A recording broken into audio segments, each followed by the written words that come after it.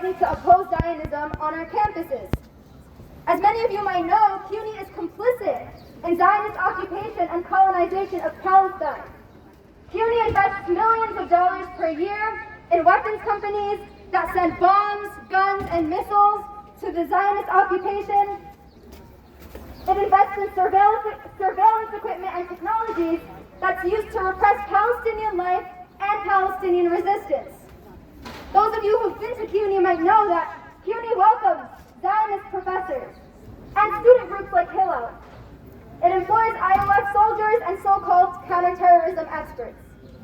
CUNY campuses welcome IOF soldiers on campus to speak on behalf of the Zionist occupation at events, which has happened multiple times at my college, John Jay.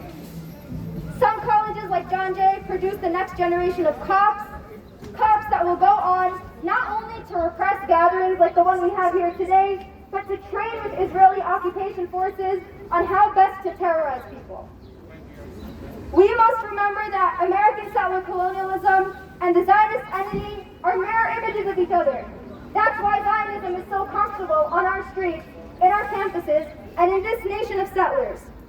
But colonizers have always been resisted and defeated, as many of our ancestors can attest to, no matter the setting. So, it's our duty, as people of all colonized backgrounds and allies, to make Zionism uncomfortable and untenable in this heart of empire. We say no to Zionism on our streets, no to Zionism at our workplaces. We say no to Zionism in our campuses and in our classrooms, no matter what the personal cost.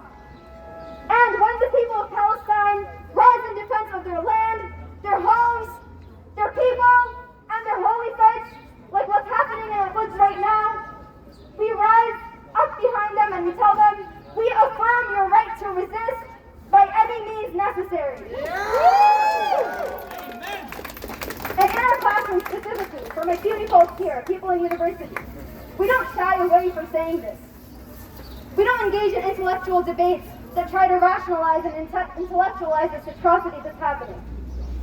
And lastly, I know not everyone here is Muslim, but I think in this month of Ramadan we can all take heart from the words of Allah.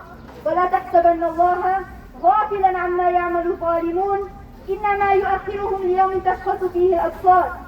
Don't ever think that Allah is unaware of what the oppressors are doing. He only delays them until a day in which their eyes will stare in horror. So Allah's justice is near. And I pray that Allah makes every single one of us on the side of justice when it comes. Thank you.